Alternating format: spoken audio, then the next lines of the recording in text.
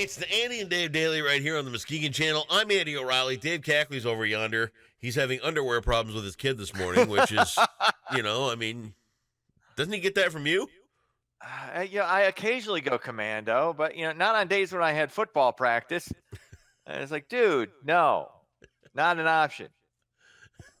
So, who is he giving a hard time with about underwear? His mom or your mom? Evidently my mom. So. Oh, your mom. Oh, great. I get this text. Yeah, call my cell. Max is refusing to put on underwear. Jesus. Your offspring suck, Dave. This is how my day is starting. Actually, no, not starting. I'm halfway. I should be halfway through it. You should be. Been up since 3. Oh. Jeez. Yeah, I went to bed about 1:30 after I laid on the couch for a while and relaxed. Yeah, it's a rough life. Let me tell you. God, you suck. You suck. So I got to tell you something. Has ever sucked. Go ahead. We talk about. You get Amazon Prime, right? No, I do not. You don't? No, I have. See, I thought you got that one. No, I've got Netflix. I've got YouTube Premium. I don't have Amazon. Oh, that's Prime. right. You're the only guy on earth that gets YouTube Premium. But on Amazon Prime, Gaffigan has got a new. I heard about that. Yeah, really good. Yeah, really. All his stuff is really good. Really funny. It's so, and once again, it's a break from a lot of the. It's just pure comedy. He does it. He doesn't get really blue.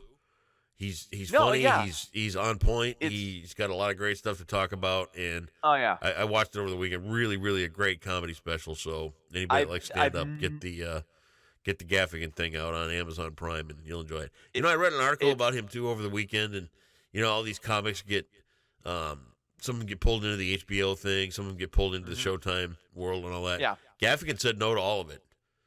And he made $30 million just being himself. I'm gonna say I think he did an HBO special years ago. He might have done one. All pretty much. Yeah, I've seen I think every Gaffigan special. So I know I saw some on HBO. Yeah. But Comedy Central, Netflix. He's great. $30 million. Nice. Well, he's got 5 kids. Well, I know, right? That costs a lot of money. He had a great. It's a lot of underwear to get line. He had a great line. What it's like having 5 kids. He's like, it's like you're drowning and somebody hands you a baby. Although I will say that in this new one, he has a line in there about untucked shirts. Remember how you're always telling me to wear my shirt untucked? Because you're a bigger dude. You don't showcase your gut. You blouse it out. You untuck it. Well, that's exactly what he said. He said, when you see somebody with an untucked shirt, he said, chances are there was a friend that said to them at one point, yeah, don't untuck your shirt. Don't show that off anymore. So thanks for being that guy. No problem. That's why I'm here. I'm here for you. Backhandedly calling me fat and making me untuck my shirt. Thank you. Yeah, I'm just saying. I feel good about me now. Thank you. I've said this about you for years. You carry your weight well. Way better than most fat dudes. What a backhanded compliment. Thank you, Dave. That's not a backhanded compliment. I feel so good about me now. You should. Because you most people Let me return don't. that, would you? You hide your homosexuality well. You're incredible at it. I mean, a kid and everything. Look at you. Oh, yeah. Where's that beard? No. I told you, man. I would be the worst gay man in history of gay men. I get mistaken for it way too much, though. Well, hey. First, I don't know. I don't get it. Anyway, it's okay. I love you any way you are. I really do. Right back at you. All right. What do you got going on here, news? Let's do it. Strong majorities of Americans across the political spectrum are in favor of so-called red flag laws. These laws would allow family or law enforcement to petition a judge to temporarily remove firearms from anyone deemed to be a risk to themselves or others. Since the latest shooting 2 weeks ago in El Paso and Dayton, President Trump and some congressional Republicans have also signaled support for red flag legislation. We'll see if it gets enacted. It's still a tough thing because what is it that keeps you from, is it one blog post? Is it Right. Is it multiple people coming to law enforcement saying, hey, this person could be a problem. We're worried about him. And it's a temporary thing too. It doesn't, it removes them temporarily. There's no quick answer to any of this. What? Yeah. There's not. There just isn't. The answer is going to come when people decide to start taking better care of each other. Right. Because it's the right thing to do. Well said. That's all there is to it. All right. What else is going on? According to a new study, this actually came out the other day, but we had other stuff going on, so I didn't get to it. According to a new study, though, 80% of people have cried at work. Monster.com surveyed 3,000 workers. 45% cried because of bosses or coworkers. 15% were overwhelmed to tears because of their workload, and 13% felt bullied. 80%. Yeah. I did not know that 80% of the workforce was 12-year-old girls. I didn't know that. I didn't think that was legal. I thought there was some sort of I'll tell you what, man. Laws? I'm kidding. I actually know people. I know people who've cried.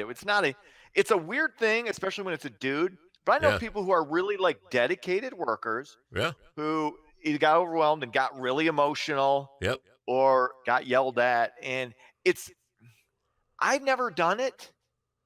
But I guess people, especially younger dudes, are just.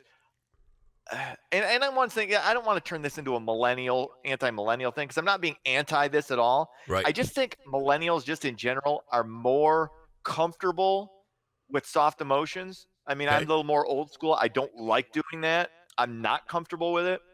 But I guess I don't know if it's a good or bad thing. I really don't. And my first instinct is to say no. Don't do that. It's a bad look. It's a bad vibe.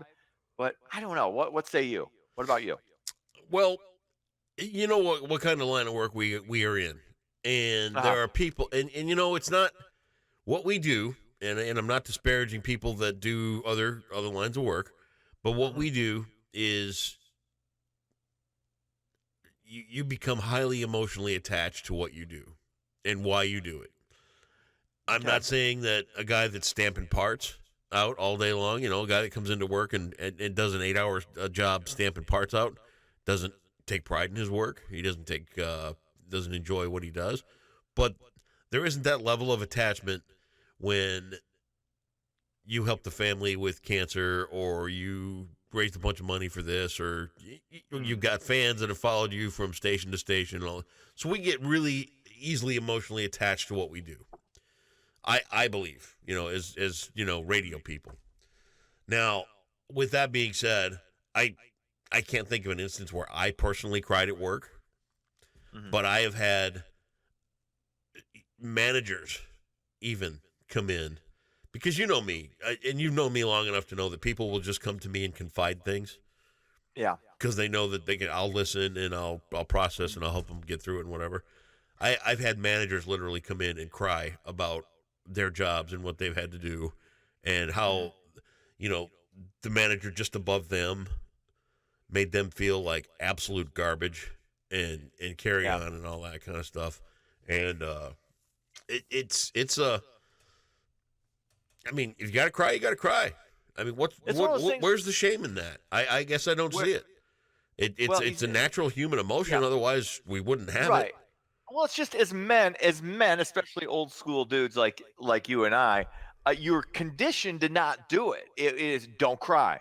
Don't. In fact, I do this to Max at times when it comes to, but this is different because it's to me, it's like, okay, if you're pouting, if you didn't get your way, you don't get to cry over not getting your way. Right. Period. If you're hurt, if you're physically hurt, if you're feeling okay, that's different. You're 9.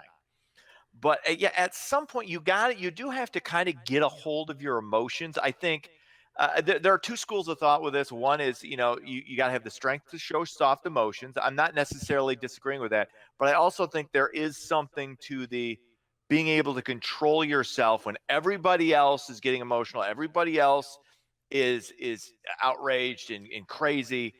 For you to be able to, kind of step back and gather your thoughts and just keep yourself together when other people aren't. I think that's a positive. Well, there is a level of stoic that is good for any manager to have.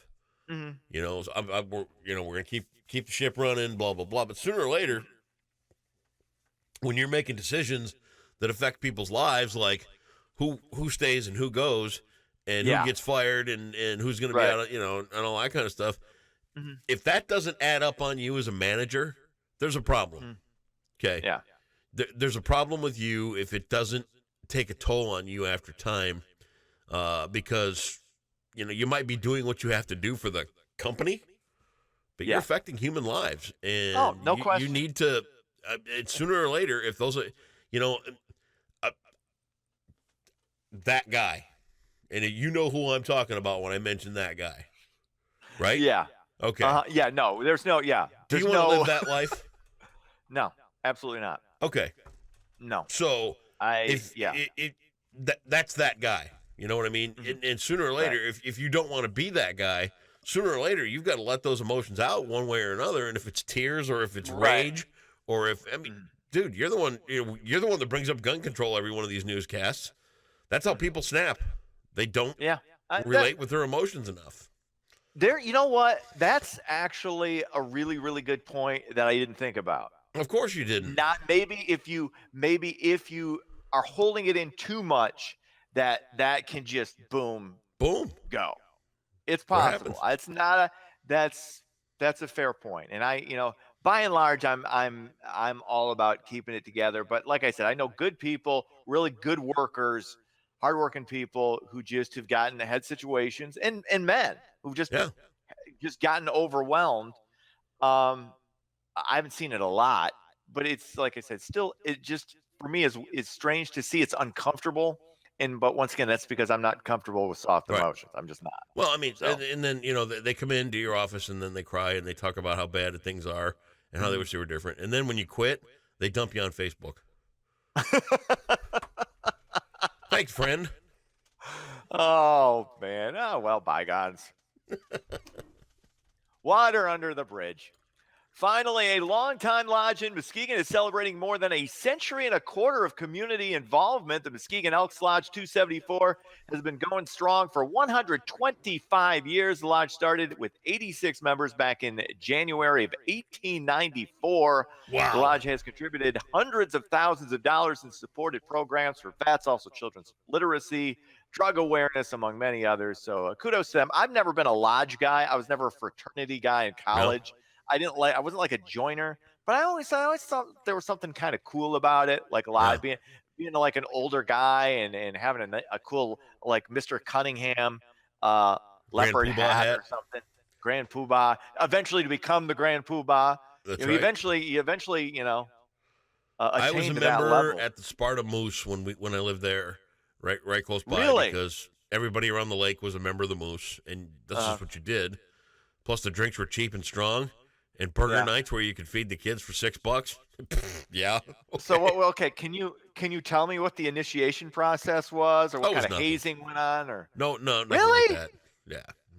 How do you keep? I mean, how do you form a cohesion and get people all together in one brotherhood if you're not out in some field naked spanking each other with sticks?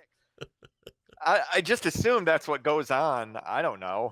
I think at the Sparta Moose, the initiation is how much booze you can put away. Oh, okay. Because that's a boozy place. So just drink till you puke. Okay, got it. I didn't know. I don't know. Like I said, I've always been on the outside looking in at these organizations, just curious, but not curious enough. I'd go in there on burger night, which was Tuesdays, and this was my life back then, right? I'd go in there with two kids. We didn't live a quarter of a mile away from the place, right? Yeah. The kids will have hamburgers, and I'll have 7 and 7s, please. Don't worry about the kids. We only got a quarter of a mile to get home. They'll be fine. They're all right. Son, can you drive home? I'd like 7 double 7 and 7s for dinner. That's what I'll have. Stepdad's feeling a little woozy. Hey, you're 10. You can drive home. Here, you get behind the wheel. You're close enough. Round up, you're basically 14. That would be driver's ed age. So, all right. Those days. Oh, God. Sports. Tigers lose again. They fall to Houston 5-4. Cubs off. The first AP college football poll is out. Michigan comes in at number 7. Sparty ranks 18 in the top 25. That's 18. Sports. That's got to hurt. No, it's it does. In the top 25. Who cares? It hurts. You're in the upper echelon. It's the creme de la creme, baby. Go blue. Wait till they meet. I'm here. Oh, we shall see. Get some money on it right now? No. Have yourself a great day. Bye.